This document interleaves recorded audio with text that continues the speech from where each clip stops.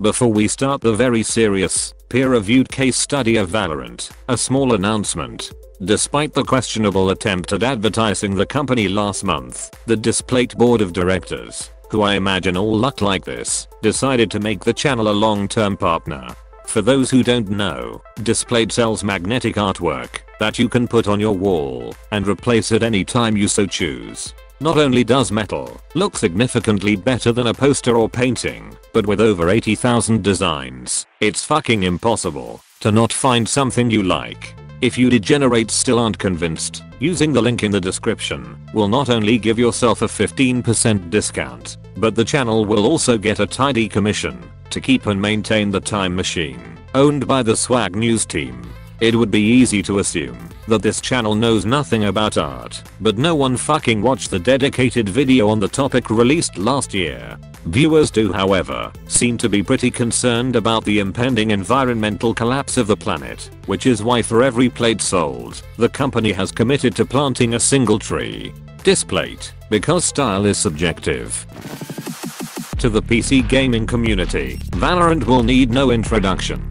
Made by the same developers who brought us the juggernaut that is League of Legends, Valorant is an obvious attempt at breaking into the Counter-Strike market, which has gone largely uncontested for the past 2 decades.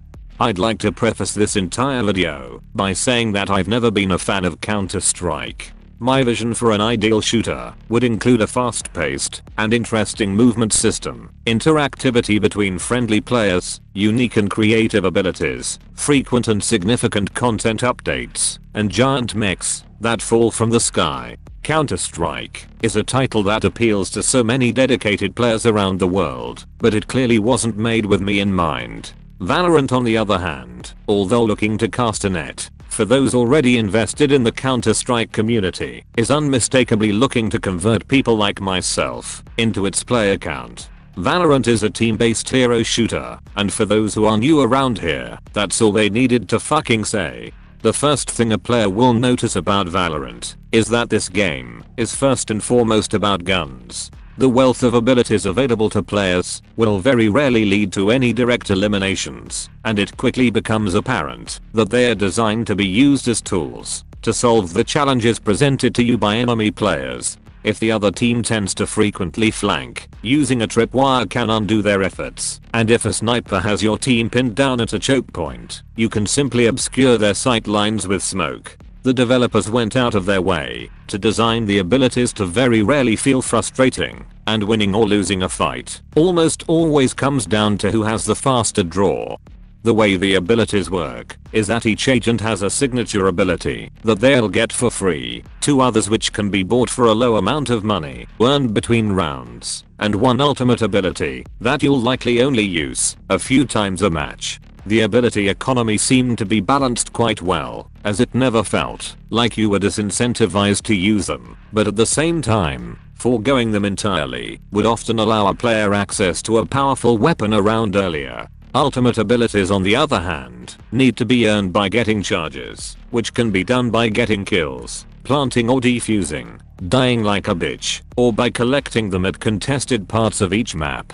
Ultimate abilities usually aren't as powerful as one might assume, and using them far from guarantees even a single elimination.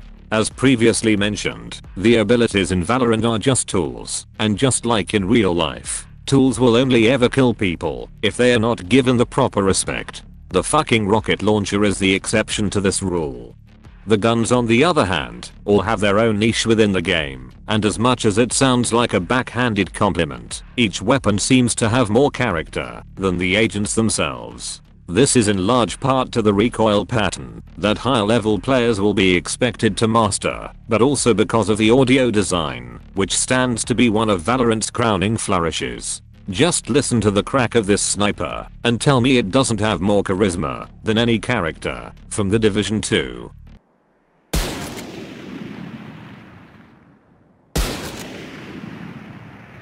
The level of style and polish this game was able to demonstrate on the first day of launch is very rarely seen in the modern world of video games. This can in part be attributed to the fucking blank check that the developers were able to write from their League of Legends money printer, but also because of how narrow the game truly is. At time of writing, Valorant has 18 weapons, 11 agents, and only 4 maps. As previously mentioned, one of my biggest criticisms of Counter-Strike was that although the game has been played for over 2 decades, the rate of development seems to be comparatively much slower than other games on the market. The Valorant developers have already made it clear that they want this game to last for the next 10 years. However, there's currently no clear roadmap of when players can expect new content to keep them returning. Considering the company behind the game and their reputation for blisteringly fast updates, this shouldn't present a problem. However, in a genre that lives and dies by its replayability, this still remains its biggest concern. A significant feature that the game borrows from Counter-Strike is its big focus on your team's economy. Apart from a few exceptions, every gun, ability, and scrap of armor will cost a set amount of money, which will be allocated after every round for either a win or loss. Surviving a round will allow a player to keep all of their bought equipment, and killing an enemy with something more enticing means that you're often able to snowball a budget round with a few lucky shots. Aggressively saving for a round, only to set your team up with a decked out kit later, is often much better than buying mediocre weapons, only to lose them anyway, with a team wipe. Valorant has also streamlined the process of buying things for other players, meaning if you're having a bad match, you might be able to more effectively contribute by buying a premium gun for your top fragger, who has an unspecific European accent.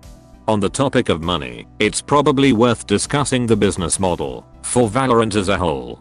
The game can be played entirely free of cost for anyone who has a PC, and no advantages given to players who never pay a single cent to Riot Games. Players will have 5 agents available to them at the start, with the rest able to be earned slowly by grinding enough experience. The first 2 agents a player unlocks will only take around 5 hours to earn, while every one after looks to be closer to 10 or 15, depending on your win rate. The system feels fair in that it drip feeds new content, but still allows you to pick agents that suit your playstyle. Those who want to speed up the process can pay around $10 for each agent. However, I never once felt compelled to do so. The other 2 ways to give Riot your money include directly purchasing cosmetics or buying the premium battle pass, which will allow players to earn new cosmetics over a 2-month period. The cosmetics themselves are down to your personal taste, with the most premium prime offerings looking to set a player back at around $14 each or $70 for an entire set.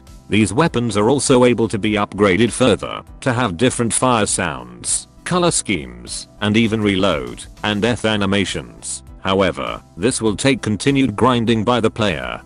The Battle Pass, on the other hand, has proven to be more contentious with the community, as not only does the experience requirement increase for each tier, but the pass has been criticized for needing too much time in order to complete.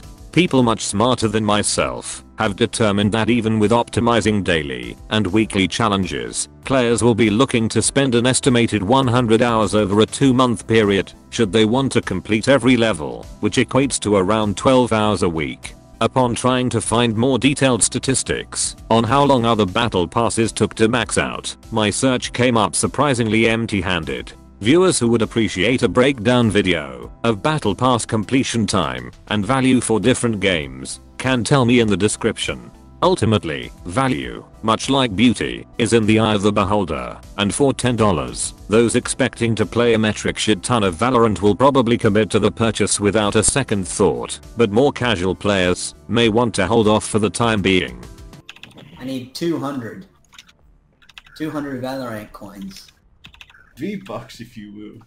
$3! One redeeming factor is that although some of these prices can seem quite steep for different items, there are no loot boxes of any kind present in the game. If you want an item, you simply pick it out and buy it from the store. The addition of premium currency and heightened prices still don't make it up to the Titanfall 2 gold standard of microtransactions, but Valorant should get respect where it's deserved.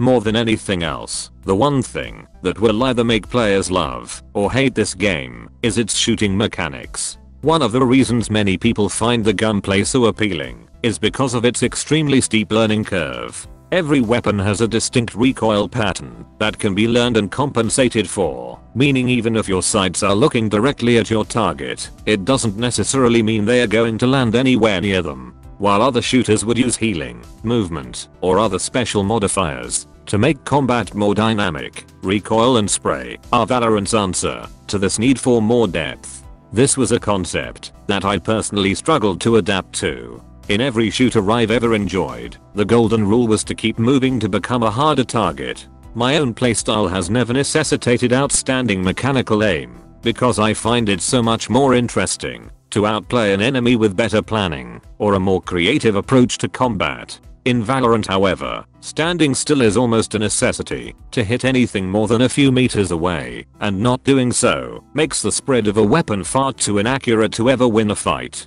It took every fiber in my body to resist the urge to be harder to hit, and oftentimes I would find myself instinctively strafing, only to be absolutely wrecked by an enemy who never moved a muscle. Long-time Counter-Strike players will see the following clip as completely normal, but I'd imagine many of those not familiar with this genre will be horrified. This was the optimal way to kill this enemy.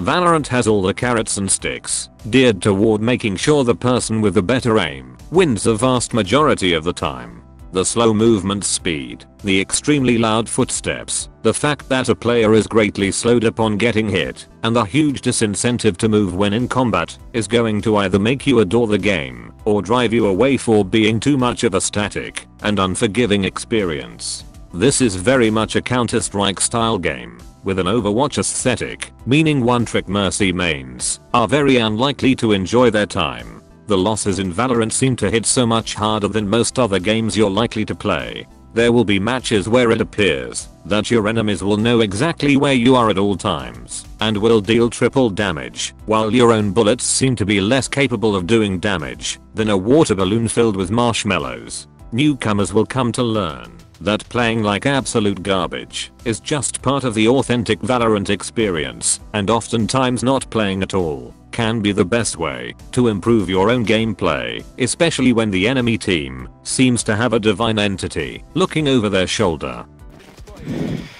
Oh, you're gonna respawn me doing animation!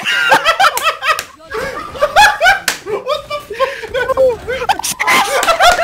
With all of this being said, in the times where your team is performing well and you've established good communication and strategy, Valorant can genuinely be one of the most satisfying titles you can play in the present day. The praise you give to a teammate who just got their first ace, the tense moment you defuse a plant only seconds before it's expected to wipe you out, and the times you get a 1 in a million collateral shot are some of the best moments you can have in any game.